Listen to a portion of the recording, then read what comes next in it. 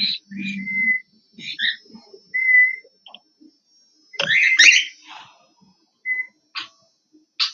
quantum world is often cast as weird. It sure can look that way in movies.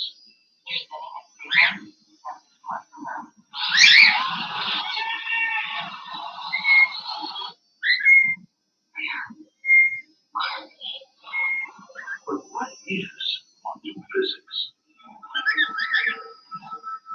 It arose as the solution to a problem.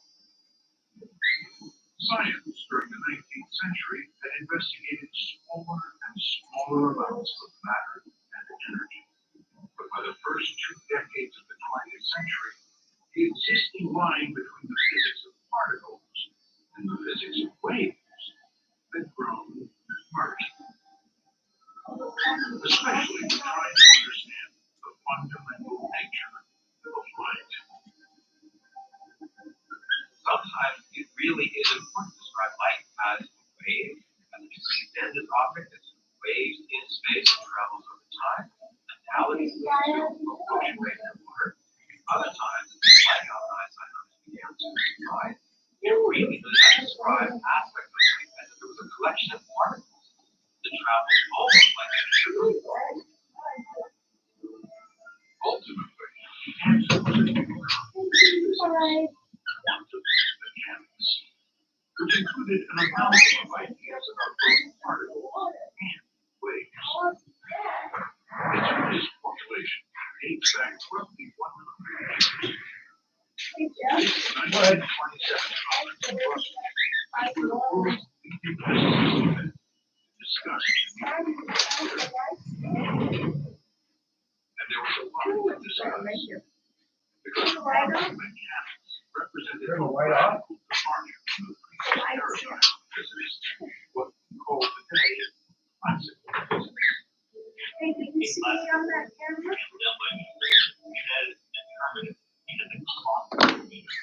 So if you throw a ball Yeah. at a object, skateboard,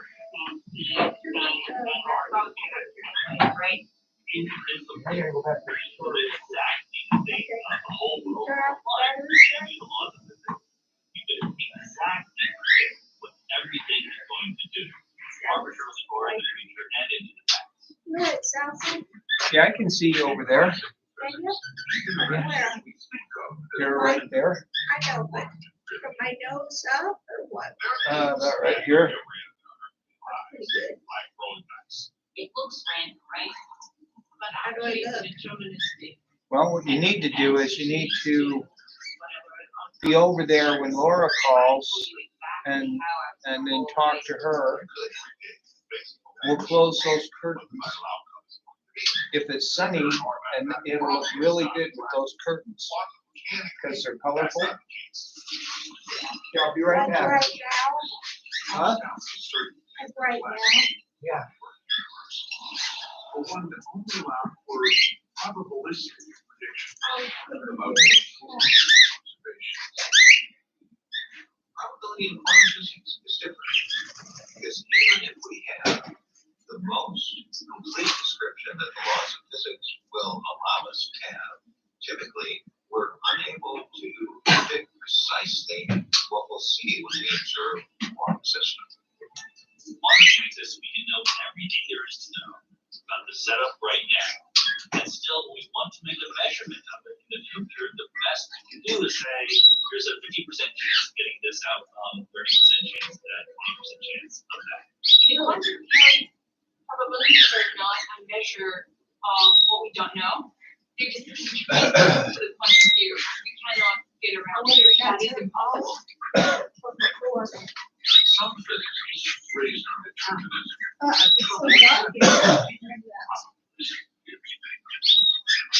Albert Einstein famously said that he didn't believe God played dice with the universe. I don't see a mouse. But there is another related, even stranger aspect to quantum mechanics. I have to turn it off the hard way. External reality we observe. Looking at the moon doesn't change the moon. And if you look away, the deterministic laws of physics continue to guide him on his path. But in quantum mechanics, things are clear.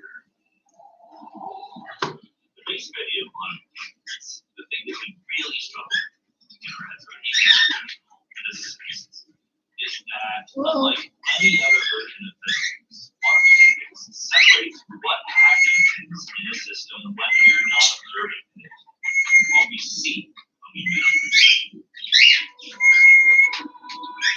A few rare exceptions aside, quantum mechanics says that we can't know the position of a particle like a spectrum when we're not observing it.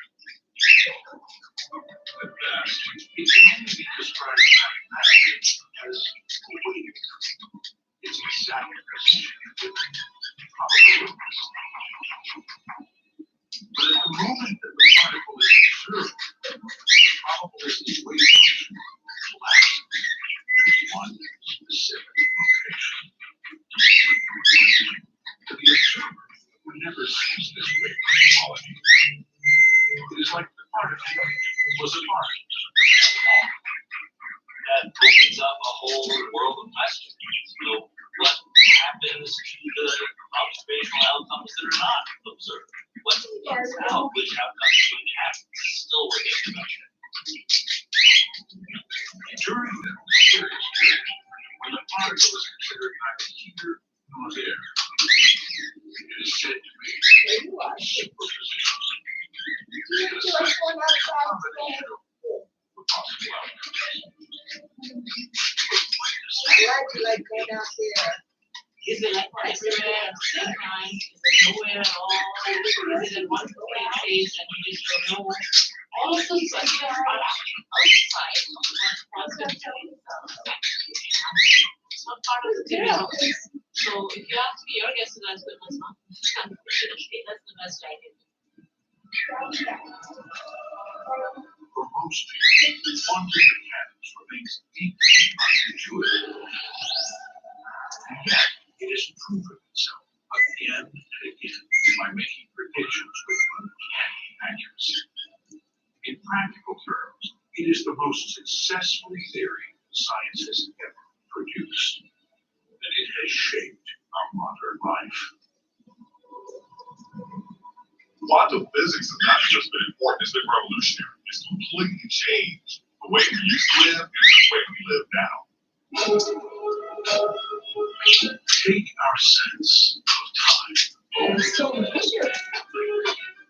Nice. Perhaps there is no better illustration of our intimate relationship with music.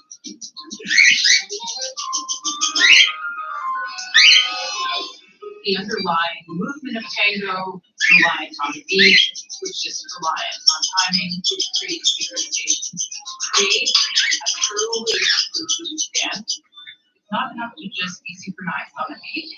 It's also the synchronicity between the chords. That's still the idiot and finding that connection. That's stretching out. That's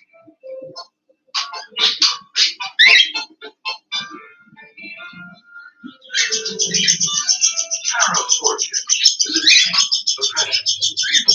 Hello. Physicists need to use science of time. so we She works here. Whatever. At the Boulder, Colorado Laboratories, National Institute of Standards and Technology. Holding to some of the atomic clocks that help set the official time for the country. Over the centuries, we tracked time with a variety of ways. By the sun's movement, the swing of pendulums, the oscillations of springs, and in the 20th century, the vibrations of quartz crystals. But since the 1960s, time has been using the atomic clocks and the quantum characteristics of atoms. And the idea is that the politics are changing. Unlike something like rotation of the Earth itself can change because of the move its way over here. It's physics not truly fundamental. The reason why we love atomic clock is it universally defines time, no matter who does the experiment, no matter where you do the experiment. Trace of once you correct it for all their systematic effects.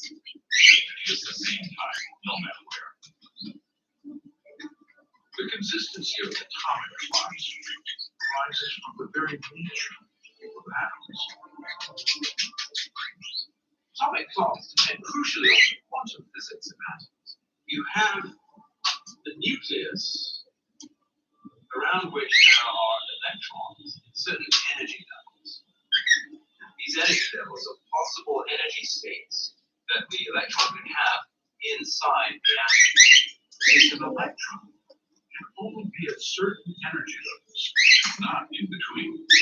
To get to a higher level, it needs to encounter a very specific opening energy, such as a particular photon. If it were to absorb an incoming photon, it would have to be of just the right energy to jump from one level to another. That special relationship between electrons of a particular atom and a photon of a specific energy level is a unique signature for that atom. It's called resonant frequency.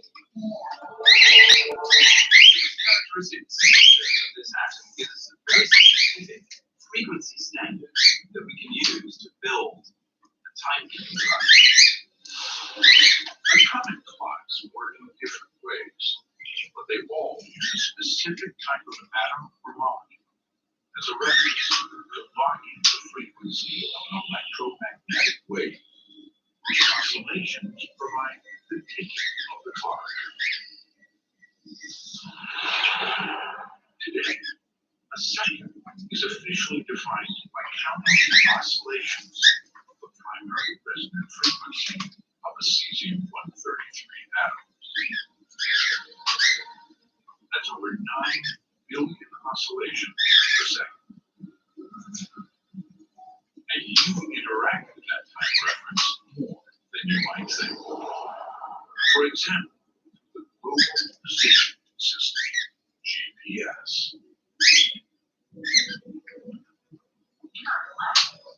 I think that GPS is actually kind of crazy when you think about it. How do we do anything before GPS? The US-based GPS system uses over 30 dedicated orbiting satellites, each with multiple atomic clocks. When you use the GPS on your cell phone, its receiver checks the signals from all the satellites. The signal contains information about the satellite's position and the time it sends the signal. That timestamp is critical. Your phone uses it to calculate how long it took to receive the signal, and from that, knows the distance to the satellite. With that information from multiple satellites, it is possible to triangulate the phone's position within a few yards. But the whole system depends on knowing the time. In the end, I find it amazing how strongly we're committed and tied to atomic clocks and how much we take it for granted. Even though I built atomic clocks, still have to drive it being guided by the GPS service, you don't really become aware of how much atomic clock technology has permeated everywhere in modern life.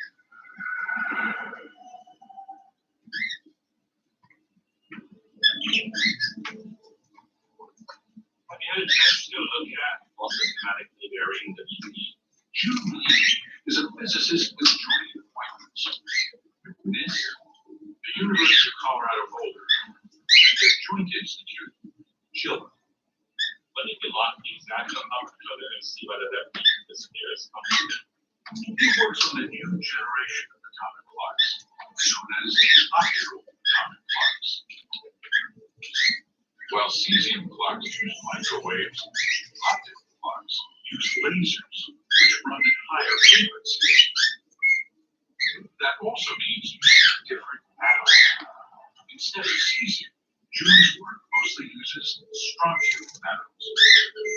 Along with a laser carefully tuned to strontium's resonance frequencies.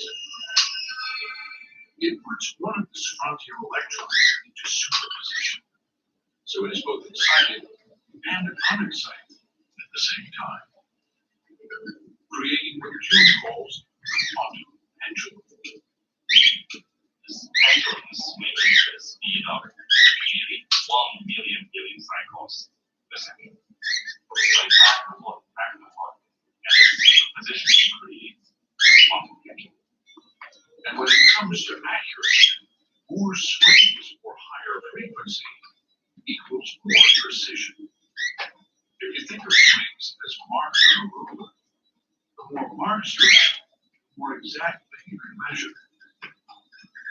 So compared to a cesium clock, June's strontium clock is around 100,000 times more precise. And that much sensitivity makes all the more apparent some of the stranger aspects of time, including one first predicted by Einstein, gravitational dilation. In the movie Interstellar, part of the crew of a spaceship descends in a shuttle to a planet orbiting a supermassive black hole. When the shuttle returns, those on the mission feel they've only been gone for 3 hours, but not the crew member who remains on orbit. Oh, who are you? I've waited Oh. 3 years. The difference in time Yeah, is I another was effect from yeah. of the black hole's orbiting the fabric of space-time. Yeah, you can like Gravity gets stronger bad. and closer to the black hole, but time gets slower too. Yes, you are. And you don't need a black hole to be able to measure it. Even on Earth, gravity varies, and so does time, based on the distance from the planet's center. So a person at the top of the Empire State Building experiences near time going faster than a person at street level, where gravity is stronger. But all that happens imperceptibly. Our wristwatch is just not accurate enough to show the difference. But June's optical clocks are so accurate that even a small difference in elevation between two clocks will reveal a discrepancy in the passage of time. When a clock changes its elevation by 800 microns, basically the size of a human hair, you will start to be able to see the time is actually quite different. With that much accuracy, a clock transforms into something more than a timepiece. It becomes a new window into the nature of the universe. Making a clock is much more than just a piece of time. It is a sensor to explore fundamental physics, to expand our curiosity, build new technologies that can connect quantum computing, quantum information processing, communication.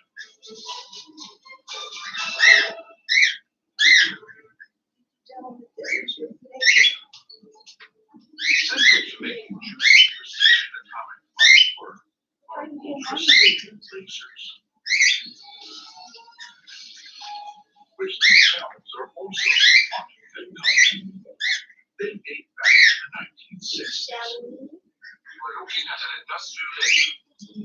It's an extraordinary light. I will show you. The scene from 1964's Gold Train is said to be one of the first popular depictions of this new cutting edge. I think you're ready to run over the demonstration.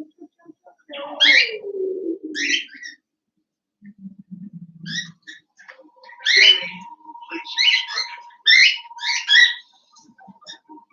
There are medical lasers to correct vision, lasers at the checkout counter, lasers for cutting, communicating, entertaining cats, and of course, for light shows, which encourage us all to life fantastic.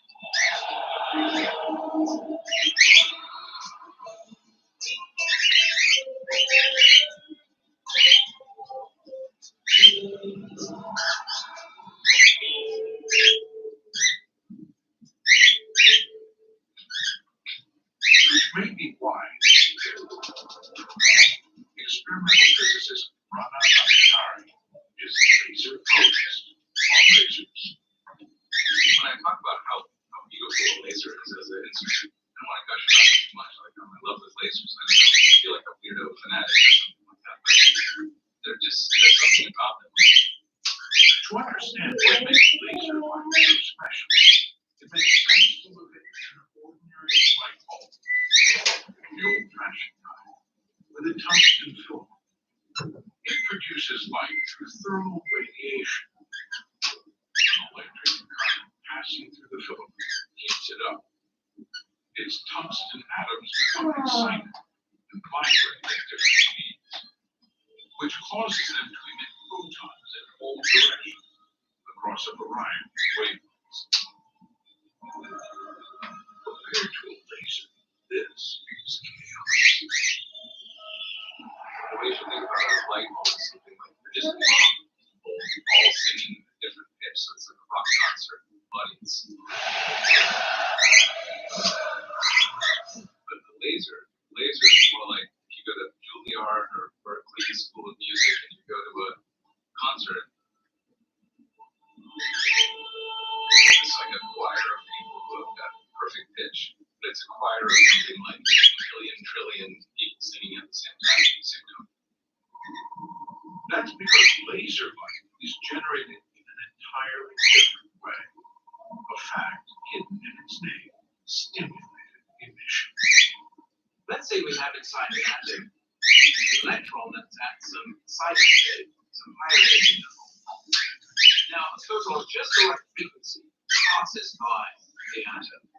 It triggers the atom to do something interesting. The electron loses energy, goes to lower energy, and emits a photon of precisely the same frequency as the one that came in. It's going in the same direction, has the same phase. So what we have there is a quantum mechanical amplification process. If we place a group of those same insulated atoms inside the chamber with mirrors at both ends, the emitted photons will bounce back and forth, continuing to stimulate the emission of more photons, which in turn stimulate even more photons.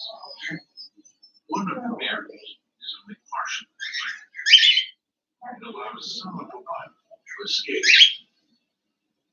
So that light is very special. It's composed of photons that are all the same frequencies, same color, and they're all the same phase, all going in the same direction. So it's a pure beam of light. That's the laser. Lasers have proven to be an extremely versatile tool, including for measuring distance. Honest work with stable high-frequency lasers takes that to an extreme. When you use them, you're in a whole different realm of than anything else that has to do with coolers and any of that other stuff. Anybody who's like a real pro knows that the only thing that you ever measure is frequency. If you measure anything else, you have an amateur. Thanks to the fixed speed of light, the beam of a high-frequency laser has an incredibly short wavelength, perfect for measuring extremely small changes in distance. Since 1996, Anna has been part of a project that uses laser light to measure something incredibly unimaginably small. You hear it already. Tiny fluctuations in the fabric of space and time itself. Space and time are not fixed things. So, space. You don't understand what they're talking about. Buffoonery. I read an article by one of the most famous scientists, and he said, quantum physics is whatever you want to talk about. There is no actual, nobody's smart enough to know what the fuck they're talking about. So you can say anything you want. Just act like you know what you're talking about. And you're talking about quantum physics. Okay? Is it just it's just some kind of, well, where do we go next?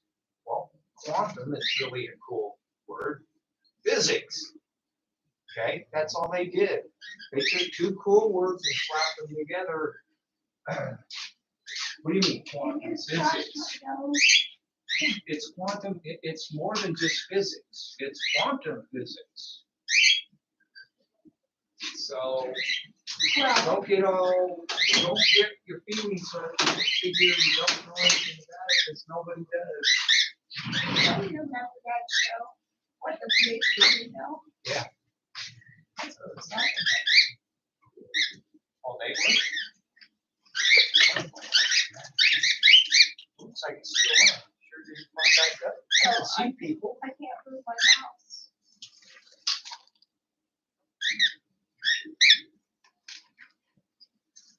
Wonder if I can. Oh, here, mine's working. You sure yours isn't working?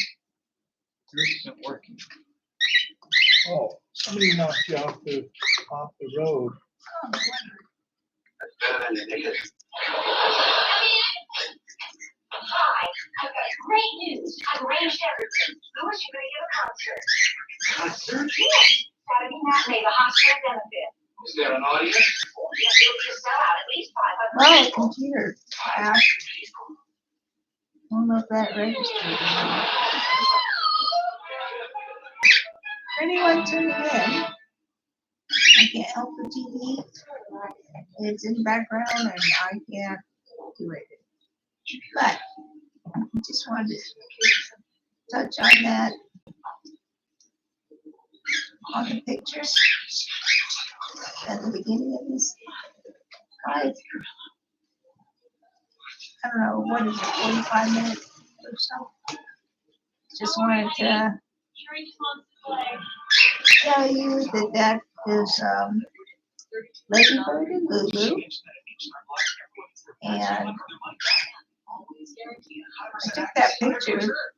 If there was a way to zoom in, you would see that their nails, their fingernails, or their toenails are really, really nice. And I think it's all because of that rock that they eat their chop on. For those that don't know, chop is vegetables that birds are to eat, chopped up in a food processor and offered to them daily. Especially during the seasons where vegetables are in nature.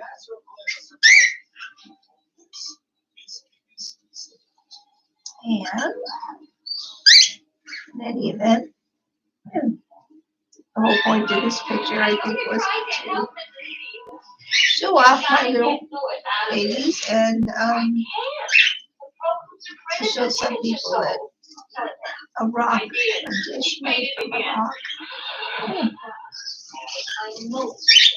works really good on keeping our nails done. You're gonna have to face yourself sometime. What am I gonna do? You won't have to do a thing. Just leave it to me, I'll get it play. My baby's Right now, in reality, the sun is going down. going out with girls.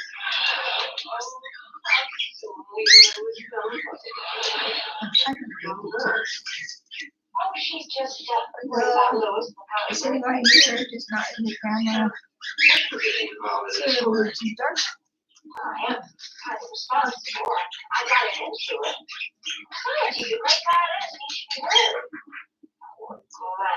And you're looking at Bobby Moon Don't worry. I have your ready brother by that anymore. and Corby and Louis Baby is practicing here. and you can see the other people. We're just not playing benefits. They're up on the stick, on the wall, they're on top of the trays. One by the door, two by the door. Not yet. Tomorrow, no. What happened with your mistress at Carnegie Hall when it's all over and done with. Now, no more excuses. Their concert's tomorrow afternoon. Oh, but you were so beautiful. No, it's true what they say about me. I am afraid. Did you know you were on Andy camera? Yeah, there you I go. am a chicken fiddler. Practice. And there he is again up there. Come on. Start playing. Oh, wait a minute. That's not you. Where'd you go? Don't peek on him. Hello. I see you. Where's your baby? It looks like you found her. Hi, Kendall. You don't find her. Casey is all the way at the other end. Casey's all the way at the other end. You'll find. Yeah, that way.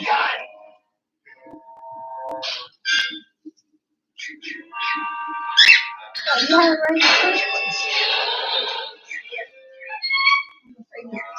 Right over your shoulder. So why did you go? I might be totally wrong. Maybe that's why you're. Okay, we'll find her. She's inside.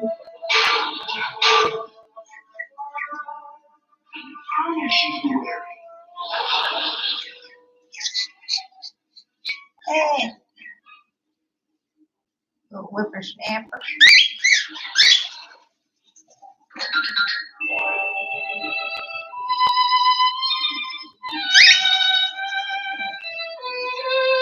Yeah, we'll run this for another 15 minutes. Good.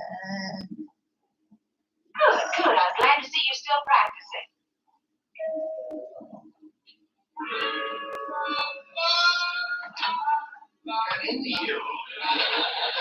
You see that? So, Gladys made it herself. Chicken noodle for the chicken fiddler. Now, Mr. Krabs, Lewis is doing just fine. Look at her. I should have brought a phone. I'm going to tell Mr. Krabs everything's going to be okay. Why? Has the benefit been canceled? Oh. Be ready at 1:30. We'll pick you up. All right. Well, benefit. I hope he can. Oh, no. You got food ready. Alright. French veggies. Yeah, we gotta put matzo balls in there. Whatever you wanna call them, dumplings. My mom was famous for making dumplings. Yeah. And they were so good, man. You put them in chocolate pudding. Do you remember those potato dumplings that we talked about? I can't do an order, by the way. I don't think. Okay, let's go. Can we put my arm up?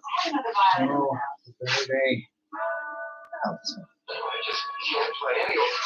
Gotta be. All the work got done today, tomorrow's glorious.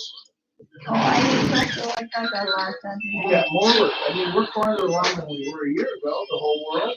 I'm not talking about myself, I'm talking about the world. It's a pretty good one.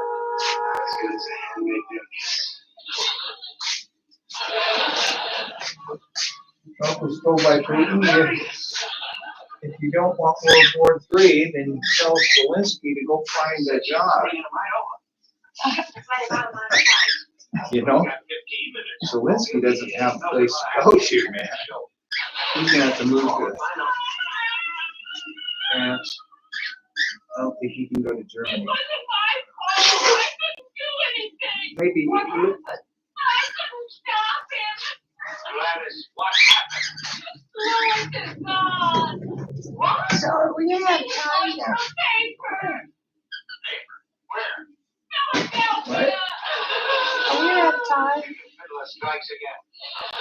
Just a minute. I gotta come up now. Yeah. Who pays? Now you need to say something. Gladys. I know, huh? That shrill. Shut that woman up. What are we watching that for anyway? To be Richie now. Hey, I'm gonna go get some water. I'll be right back.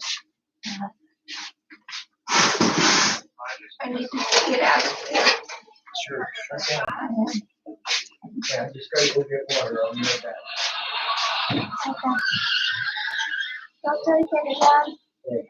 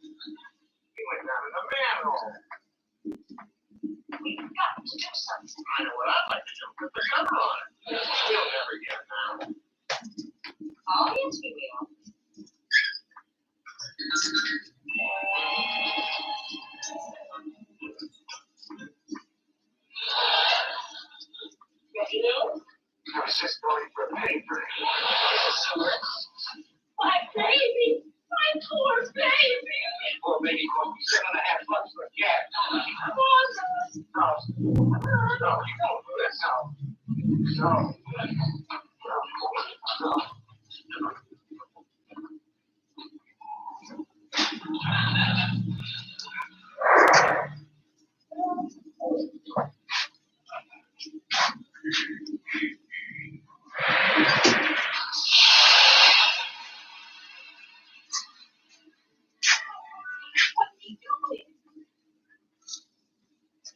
He's crying. No, I think he's crying.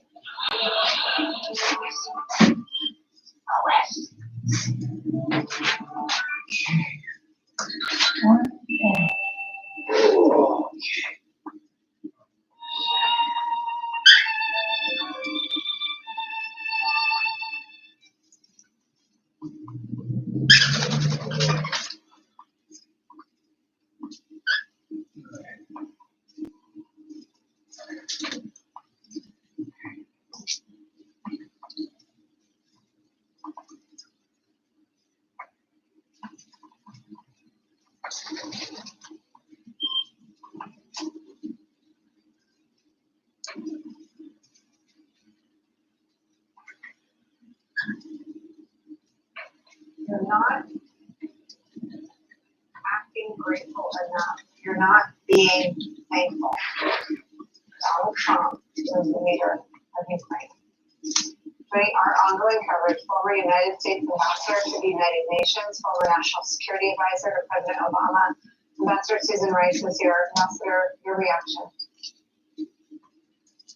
Well, Nicole, obviously it's a very sad day and an embarrassment for the United States on the world stage. But let's step back and analyze what's happened here. I think there's no question that this was a setup. You heard Donald Trump say at the end of that clip you played, this is great television. This was a setup. Volodymyr Zelensky was compelled to agree to a horrible deal that would have sent Ukraine's minerals to the United States without any concrete security guarantees. And yet, because he was trying to improve a relationship with Donald Trump, he came to Washington, came to the Oval Office, and sat down for a meeting, hat in hand. And soon after he got there, the Vice President of the United States lit into him and started a confrontation. Now, I've been in countless Oval Office meetings with heads of state, presidents, and vice presidents, as National Security Advisor, as UN Ambassador, and in other roles. I can tell you that the Vice President or the Secretary of State or anybody else, they don't jump in, hijack a conversation without the express blessing of the President of the United States. So J.D. Vance did that deliberately. Donald Trump knew what he was going to do.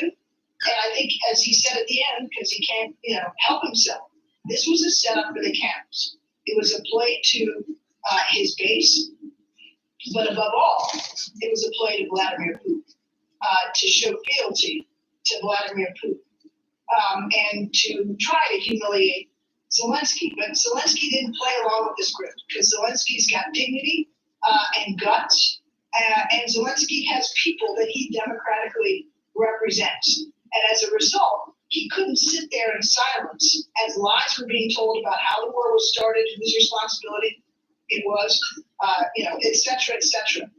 And he tried to explain what is in fact the case. To suggest that he was not thankful, I can't count the number of times that Zelensky has thanked the American people, the American government, the President of the United States for the critical support that we provided. It's not about gratitude.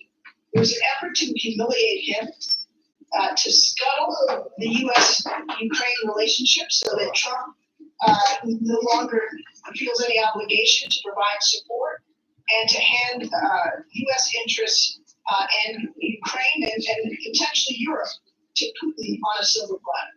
Why? That's a great question.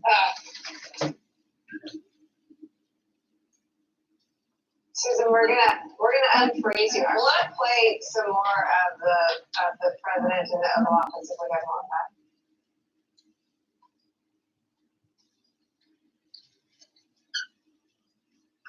We're trying to Ambassador, are you unfrozen? I hope so. I say why, and How many loaves of bread do you have left of the other one? everything he and Putin have been through together. How many loaves of bread do you have left of the other one? Version of We Can Do Good Things, if you're familiar with that podcast, it is insane. Do you think you can make it last until? Yeah, Nicole, I think we have to understand that what happened today is really a piece of a Yeah. larger puzzle. We've seen this Well, we can go building, without it for a frankly, week. since before when Trump A returned week to and a office. half. Yeah, we can go without it. Literally, We'll so do something much else. of what he has done in his first 5 weeks You in don't office, probably Wednesday, notice it. Wednesday. have No been Already action. glad you don't have. Russia and China. So let's. You have two packages of And oats. threatening our ally. I get you blueberries and oatmeal cereal. You know, starting a trade war. with You're our not crazy closest about allies oatmeal and cereal partners. though, are you?